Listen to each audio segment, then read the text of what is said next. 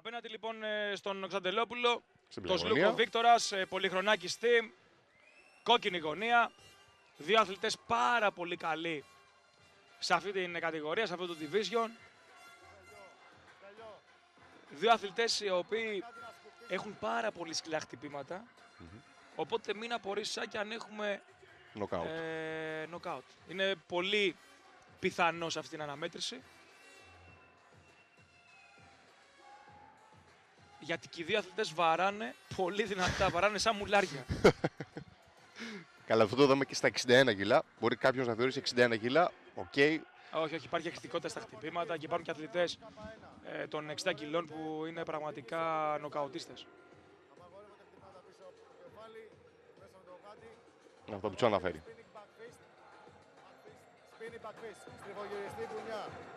Spinning back fist, χτυπήματα πίσω από το κεφάλι. Η σκούπα επιτρέπεται όπως επιτρέπεται. Στιγμιαίο κράτημα, ένα χτύπημα, ένα γόνατο κάθε φορά. Και one rolls. Οι οδηγίες ακούσατε, ήταν εξαιρετικό το πλάνο από το Nova TV γιατί ουσιαστικά έβαλε τους τηλεδεατές ακριβώς στο κέντρο των οδηγιών του διαιτητή και το τι επιτρέπεται και τι δεν επιτρέπεται να κάνουν οι αθλητές. Σκούπα είπε ότι επιτρέπεται, ουσιαστικά δηλαδή ένα low, να το πούμε σαν low ουσιαστικά αυτό με τη Σκούπα.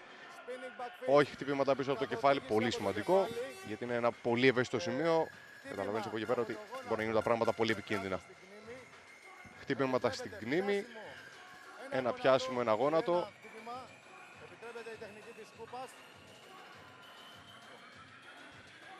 Νομίζω ακούσαμε και δεύτερη φορά, τα έχουμε βεδώσει πλήρως, το αναφέραμε και εμείς μία φορά. Ωραία. Ετοιμαζόμαστε για αυτή τη σπουδαία αναμέτρηση Gods of War, Δαΐς, Μαρούσε.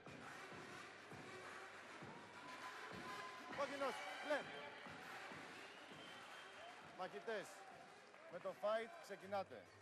Με το stop σταματάτε. Με το break χωρίζετε. Παρακαλώ, δίνετε βάση στις οδηγίες που σας δίνω. Απαγορεύονται χτυπήματα με του εσωτερικού του βαδιού.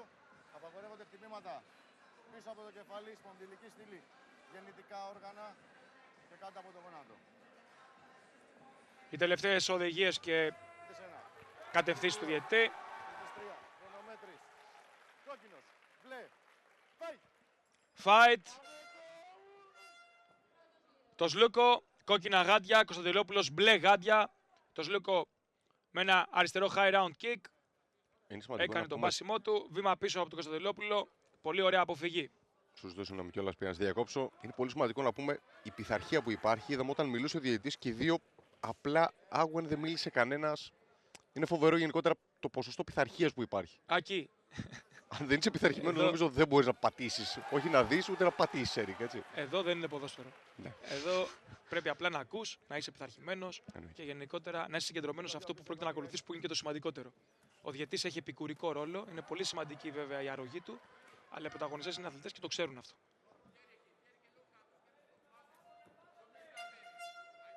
Βέβαια δεν είναι εύκολο να ακούσεις stop από το διαιτητή και να μην έχει σταματήσει. Όχι, δεν είναι σπάνιο. Βέβαια γίνονται. Υπάρχουν ακόμα και knockouts που έχουν προκληθεί επειδή ένας αθλητής συνέχισε. Μπορεί και έσκεμμένα και έδωσε χτύπημα. Οπότε και αυτό ακόμα και όταν ακούμε stop, τα χέρια ψηλά. Κωνσταντινόπουλος, front kick, αριστερό. Ένα μπλοκ που έβγαλε ο Τοσλούκο. Break και fight. Πολύ σωστά από το διαιτητή. Είχε γίνει το πιάσιμο, αλλά μέχρι εκεί. Αριστερό, medio round kick από τον Τοσλούκο. Μεσαίο ύψος δηλαδή round kick στα πλευρά του Κωνσταντινόπουλου. Τοσλούκο ο οποίος είναι δεξιό γκάρντης. Δηλαδή το καλό του χέρι είναι το αριστερό. Αν ξέρεις να την παίζεις αυτή την γκάρτ, δημιουργείς πάρα πολλά προβλήματα γιατί όλοι οι αθλητές δεν έχουν συνηθίσει να παίζουν με δεξιό γκάρντες. Δηλαδή με αθλητές που έχουν το πίσω χέρι και καλό χέρι το αριστερό. Γενικότερα είναι δύσκολο γιατί πρέπει να μπει σε άλλη λογική διαφορετική. Η λογική είναι να ξεκινάς πάντα με το δεξί σου χέρι. Αυτή είναι η βασική στρατηγική, να παίξεις έναν δεξιό γκάρντι. Κωνσταντινόπουλος τώρα, είδαμε τώρα πολύ ωραία, πέρασε το δεξί του direct, δεξιά του κόντρα πάνω στον πάσιμο του Τοσλούκο. Το Σλούκο άρχισε με ένα δεξί κροσέ και έβγαλε ένα γόνατο. Πολύ εκρηκτικοί και οι δύο αθλητές και πάρα πολύ δυνατοί όπως αναφέραμε.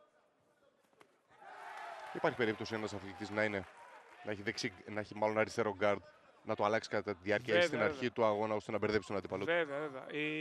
Οι τεχνίτες και οι αθλητές που δουλεύουν ώστε να μπορούν να παίξουν δύο γκάρντ το κάνουν. Λίγοι, αλλά υπάρχουν αθλητές. Είναι πάρα πολύ ωραίο αν έχει διαβάσει τον αντίπαλο σου και ξέρει ότι έχει δεξί χέρι, ξαφνικά τον δεις με το αριστερό, γιατί αλλάζει ουσιαστικά όλη η στρατηγική σου. Και σωστή παρατήρηση, υπάρχουν αθλητές που το κάνουν, λίγοι. Γιατί θέλει πάρα πολύ να μπορεί να παίξει και τις δύο γκάρντ. Και πάρα πολύ δουλειά σε επίπεδο προπόνηση και πάρα πολύ πνευματική δουλειά.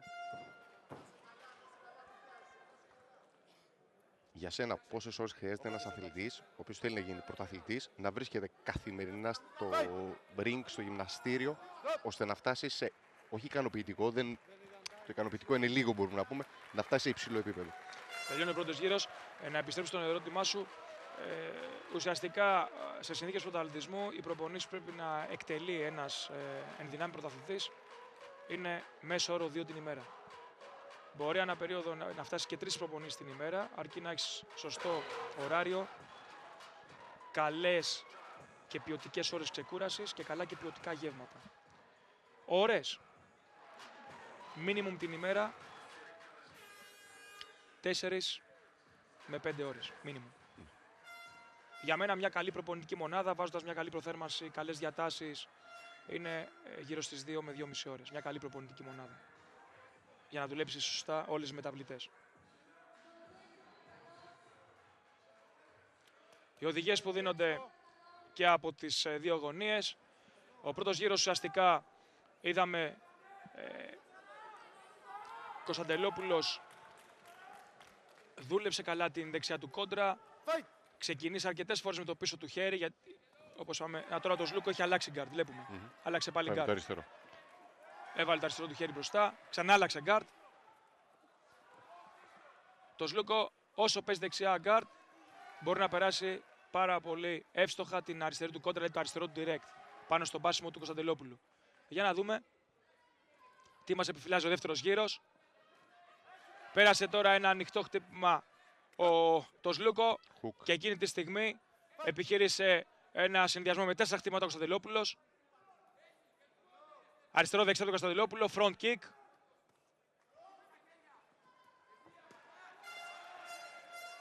Το front φαίνεται ένα απλό χτύπημα το οποίο δεν μπορεί ουσιαστικά να προκαλέσει πρόβλημα, αλλά είναι στρατηγική σημασία. Είναι ουσιαστικά στο στομάχι, οπότε σε απομακρύνει, σου χαλάει χαλάει απόσταση. Και την ανάσα πάνω απ' όλα. Ακριβώς.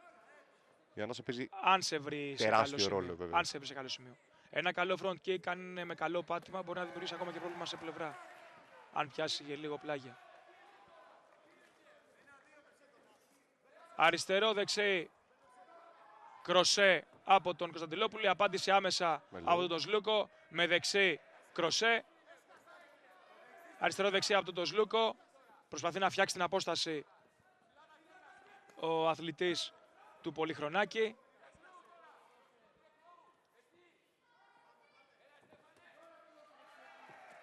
Πέρασε ένα αριστερό uppercut.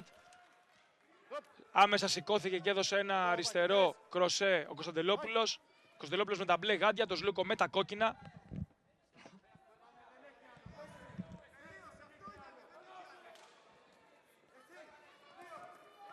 Πολύ ωραία αποφύγη πάντως. Πέρασε τώρα το αριστερό high round kick. Περνάει τώρα ένα σερί. Ο Κωνσταντελόπουλος έχει κλείσει στα σκοινιά τον Σλούκο.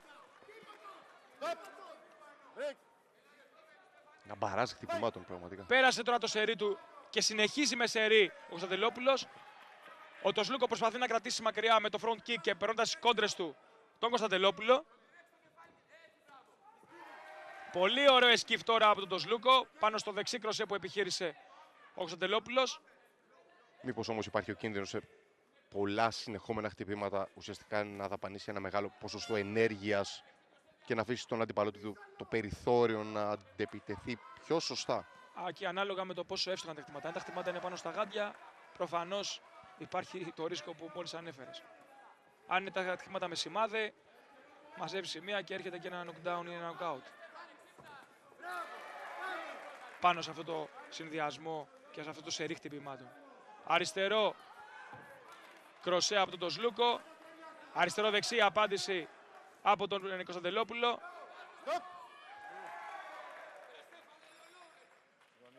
Τελειώνει και ο δεύτερος γύρος. Ο Κωνσταντελόπουλος ανέβασε κατακόρυφα την απόδοσή του. Το Σλούκο βέβαια έψαξε τις κόντρες, πέρασε σημεία, αλλά άλλαξε για τον Γκάρτ στην αρχή. Πάρα πολλή δουλειά έκανε ο Κωνσταντελόπουλος κλείνοντας σε γωνίες και σε σκοινιά τον Σλούκο. Είχε πιο επιθετικό ρόλο. Τον αγώνα το οποίο είχε ουσιαστικά ένα ρόλο να τον απομακρύνει κιόλας, αλλά και να τον εντός αγωγών τραυματίσει για να τον απομακρύνει. Βλέπουμε εδώ ότι στο σερί του Κωνσταντελόπουλου έπρεπε να έχει βάλει καλύτερο σημάδι. Φύγαν πολλά χτυπήματα ήταν αυτό που δεν προσγειώθηκαν, δεν έγιναν landed πάνω στον Σλούκο. Πολύ ωραία που φύγε να βγάλει αριστερό κροσέ.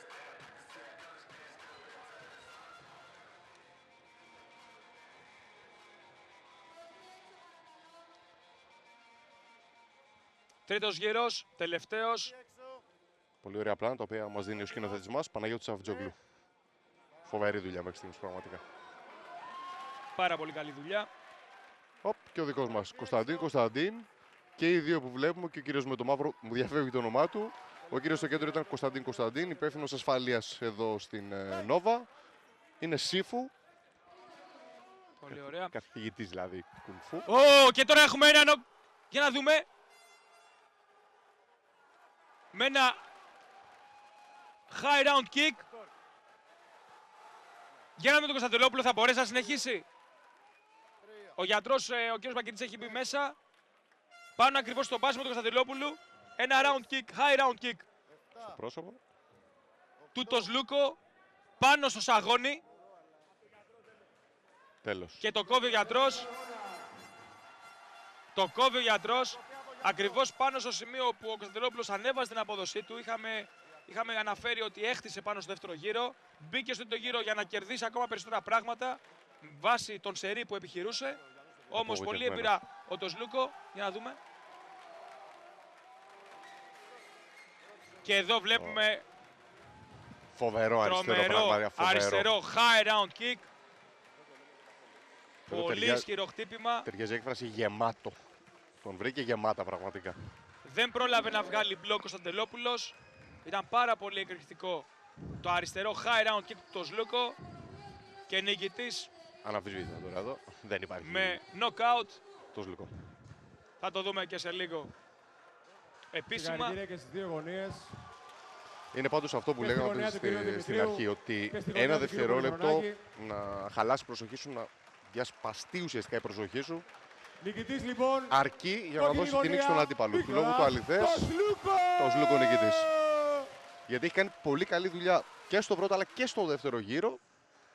Ένα δευτερόλεπτο. Η στρατηγική που είχε την πρώτη στιγμή ήταν να ψάξει για κόντρες. Ακόμα και αυτό το αριστερό χάιρα ουσιαστικά είναι πάνω στο πάσιμο και στην επίθεση που ήταν έτοιμος να εξαπολύσει ο Κωνσταντελόπουλος. Γιατί έχει πάει αριστερό δεξί πόδι. Τρομερό νοκάουτ. Τρομερό. Στιγμή που ετοιμάζεται. Να πούμε ότι ο Τοσλούκο θα αντιμετωπίσει τον Αλέξανδρο Γιαννόπουλο στο επόμενο Gods of War για να διεκδικηθεί ζώνη. Περιμένουμε με ανυπομονησία αυτό το σπουδαίο αγώνα. Αλέξανδρος Γιαννόπουλος, Τοσλούκο Βίκτορας στο επόμενο Gods of War. Νούμερο 7 πλέον.